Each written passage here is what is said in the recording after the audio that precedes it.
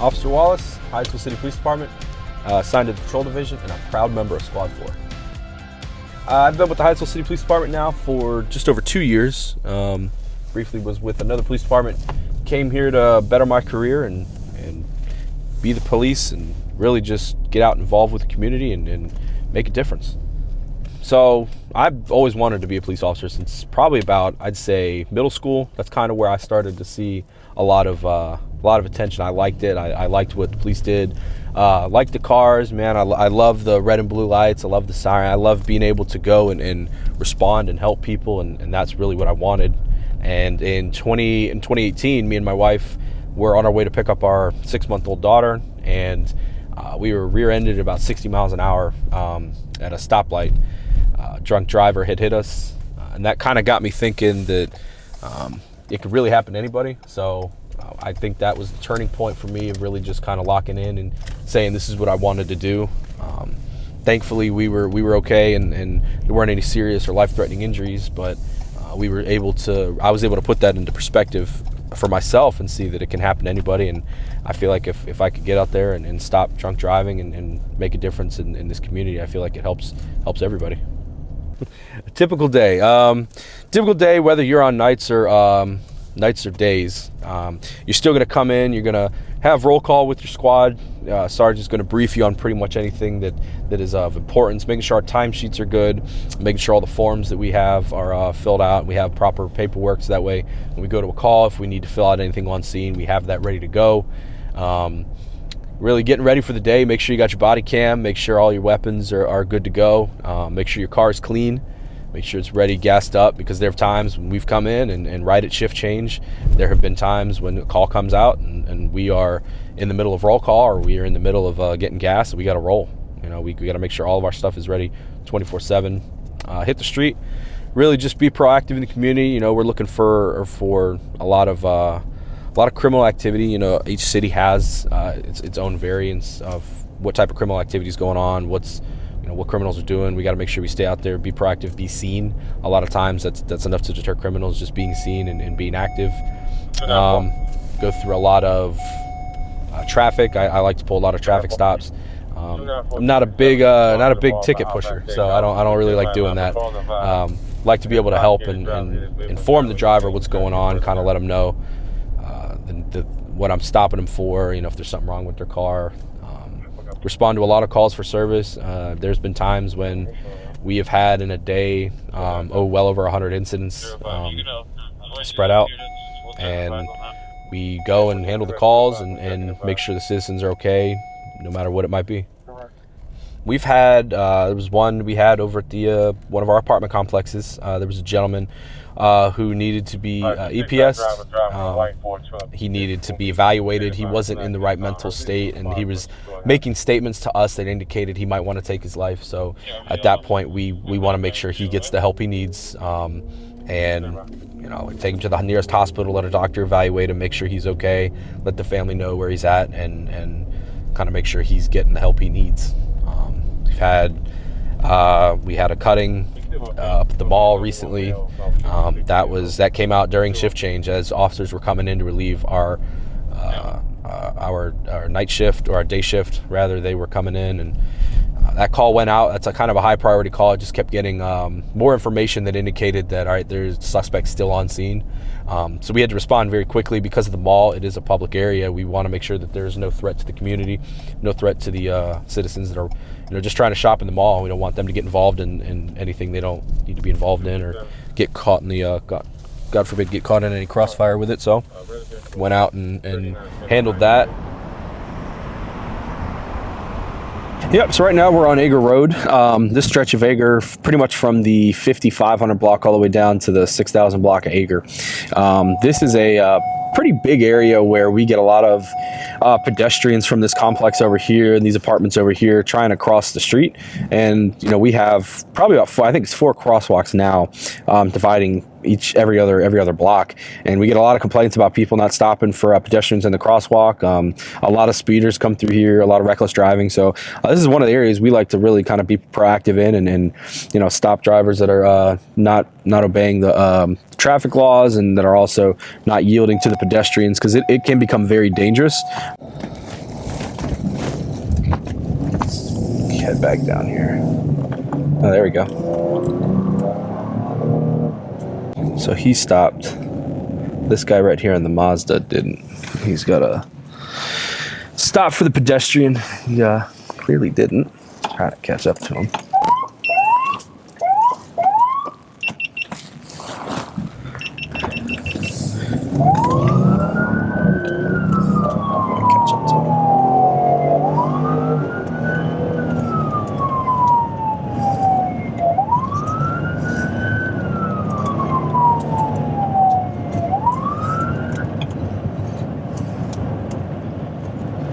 I'm just gonna pull him over real quick, talk to him.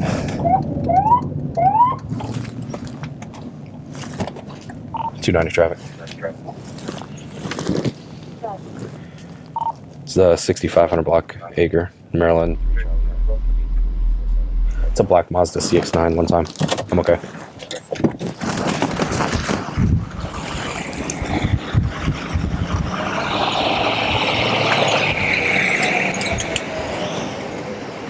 How are you, sir?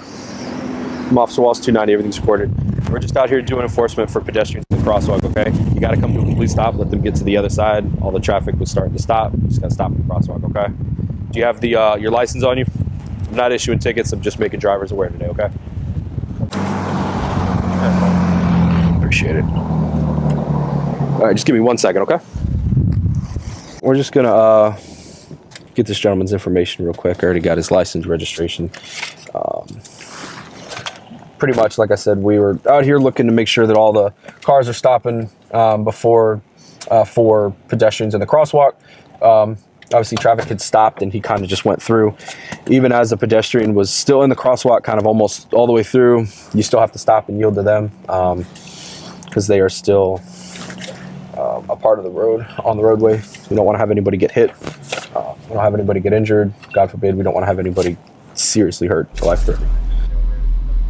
Hyattsville has a number of resources. One thing that this agency really is pushing a lot of our officers on is making sure that we're all we have crisis intervention training.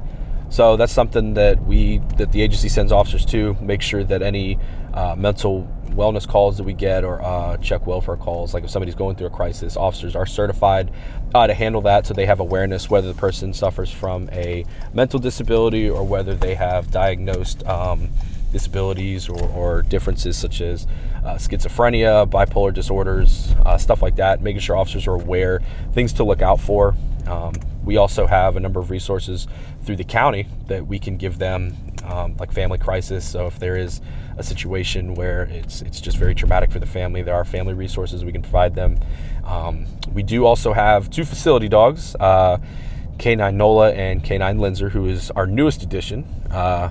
Beautiful dogs. They can come out if the situation sees that they need somebody just to comfort. We can bring those dogs out, and they are meant for the community to see that we have resources. I mean, I can tell you now that there have been times when bringing a dog out is sometimes some of the best type of healing a person needs. Because dogs make most people would think dogs make them happy. Animals do, and I think that's a great resource. Each situation is different. Each person handles things differently. It really depends on the situation. Sometimes some officers are better talking to others face to face. Sometimes it's whether they want, if it's a female or a male, sometimes they want the same gender talking to them. Sometimes they only want one officer, because everything that we from when we pull up on scene in our police vehicles to what we wear on a daily basis, that can affect how the person reacts. So sometimes it's best that maybe only 1 or 2 officers go versus having the whole squad, 6 of us go, or if there's a female officer that is available, if they can go, all that takes into account. Community policing, I think, is one of the most talked about things within a police department. So there's a lot that some people think community policing should be, or what community policing is to them. To me, community policing is number 1, getting involved in your community, not just by going and talking to people, not just by waving at them as you're driving. It's interacting, talking to people. A lot of times, all somebody needs is just to be heard. So, if we're dealing with a business that's had a lot of vandalisms, or if we're dealing with somebody that is just, unfortunately is homeless and the circumstances aren't in their favor, sometimes they just need to be talked to, give them resources. A lot of it too is being proactive. I know that's a big word in the police community, being proactive. Getting out here and talking to people on traffic stops, getting involved in certain community events, as well as going to calls for service. Whatever call we go to, we're dealing with somebody. We're dealing with the public pretty much every single day that we come to work. First common misconception is that we have quotas for our tickets. We do not operate on a quota basis. We do not have a certain amount of tickets we need to write. That is something that we as a department, we do not do. If you pull a traffic stop and you pull somebody over, that is completely up to your discretion as to how you would handle it. Each situation is different. Every person driving a car is different. All these cars on the road, everybody driving them, they are all different. So each situation is unique. Sometimes if you pull somebody over and they have an expired license, everything's good on their car, right? Look, you need to get that fixed. And sometimes we do know how it's going to play out, with court and going to court. We do know kind of how that'll go. I tell people, look, if you get it fixed and you go to court, I'll let the state's attorney know, as long as you can show that you've got it fixed, we won't have to press forward with any charges or anything like that. So tickets, that's a big thing. We do not press for tickets 24/7. The stress it comes with the job, and you got to figure out a way to handle it. One of the best things I think that this department has is every quarter we have to sit through, I believe it's 2 or 3 times a year, we have to sit through and talk to a psychologist. Pretty much just sit there, talk, and say, hey, look, how are you doing? They're not asking us questions. Hey, look, are you thinking about hurting yourself? Or, hey, what was the worst thing you ever saw? No, they're just there to talk to you for an hour. Whatever's going on, you can talk to them. You can ask them questions, sit there, build a relationship. That's something that helps with the stress. Another thing too is your off days. I know there's some cops like to come in and they like to do part-time. That's what they like on their off day. On my off day, I like to spend time with my family. I like to really build that time back with them, because I am gone. Sometimes on a 3-day weekend that we work, it could be anywhere from between 12 to 15 hours. Depending on the workload, depending on what happens, certain circumstances, I have to end up staying, and it is what it is. I know a lot of guys do that and try to work the best we can, get the calls done the most efficient way possible. But a lot of time I am away from my family. I do come home at night and the end of the day, and that's great. But there is times where you're missing it, so you gotta stay with the family and rebuild that relationship. I've got a daughter. She is 6 years old, and then I just had my son. Me and my wife just had our son, so he is 6 months old. 6 months old a couple days ago. So he is crawling around and doing everything that he wants to. Still trying to figure out how to crawl. He's getting a tooth coming in already, so he's pretty fussy at home. But they're good. I love them both. Beautiful wife. We've been married this year. We'll be number 4. So thankfully I have this day off for our anniversary. So that'll be good. Someone that wants to become a police officer, I would say, just be aware. It does take a lot from you, right? Emotionally, physically, mentally. You want to become a police officer, I'd say right out front, let your family know, and then be honest with yourself. Is this something you really want to do? Because right now, in this day and age, unfortunately, not a lot of people want to be the police. Not a lot of people want to come out here and do it. There have been certain events that have caused, a lot of people to move away from the career. A lot of people to not want to do it anymore. But it is a very rewarding career when you really put your mind to it and you see that the change you can make for others. So a lot of people, sometimes they just see the police car and the uniform. They don't really know us. They don't really know what we're doing. Sometimes they just don't want to know. And that's perfectly okay. If that's, everybody's entitled to their own opinion. Everybody's entitled to their own viewpoint. The best thing that we can do is just be who we are, be honest, and be kind, be respectful at all times. Hyattsville, in my opinion, is the one of the biggest next up-and-coming police departments. Is one of the next up-and-coming police departments. It is ever growing. I tell you now, it's in the next 5 years. I think our jurisdictional bounds will be expanded out even more. We've got a brand new police station that will most likely be done either the end of this year or the beginning of next year. That is going to bring in a lot of other agencies to utilize resources where we can start creating an even better relationship with other police departments. We've got a lot of opportunity to grow within the department. We have our CAT team, which is our community action team. We have our ERT, which is our emergency response team, formerly known as like our SWAT team. We also have a SAT team, which is a special assignment team. A lot of those guys are work a lot of proactive approach on things, really getting involved in the community. They're a lot of behind the scenes guys, so they do a lot of good work. Like I said, we also have our patrol division. Got 4 squads, 6 slots each, so we are around the clock 24/7. We are always here.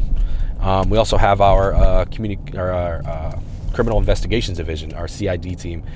They do a lot of amazing work. A lot of these, when we get called out for these high crime offenses, whether it be a robbery, carjacking, cutting, stuff like that, they're the ones that really take the workload and really get out there and push the case and try to find out the criminal that's behind it. 10 years, I'd like to still hopefully be with this department. Plan to be here as long as I can, as long as my body will let me. 10 years, I'd like to at least be moved up onto a specialty unit. I've been here now for, like I said, just over 2 years, and I can tell you that one of the most exciting parts is all these specialty units. I would love to be a part of our SAT team. That is my goal right now. I don't think I have what it takes to do SWAT. A lot of these ERT guys who do it, they are one of the some of the most fittest people in the department. You can definitely tell that they put in the time and effort to work. Just like our CID team and our CAT team, I think each goal for a police officer is to make sure, they lock down patrol, lock down how to handle patrol, and then eventually move to a specialty unit and try to take that next step in their career. So I'd love to be a part of SAT. That's my main goal for right now. After that, we'll see. I'll judge each year by the way it goes. Just coming to work and helping people is probably one of the greatest things. But coming to work, the squad that you're assigned to, those guys and girls are your family, the home away from home. So I think the best part is really just coming in and seeing the people that you work with and getting out here and being the police and making people feel safe, locking up criminals and being active in this community. It is a large city. There's a lot of ground to cover. Sometimes, we can, with only 5 or 6 officers on a shift, we have to cover quite a few miles, a lot of residents, a lot of residential areas, a lot of apartment complexes. So love coming to work and seeing my squad. Squad 4, I'll tell you right now, is the best squad in the department. You can certify that.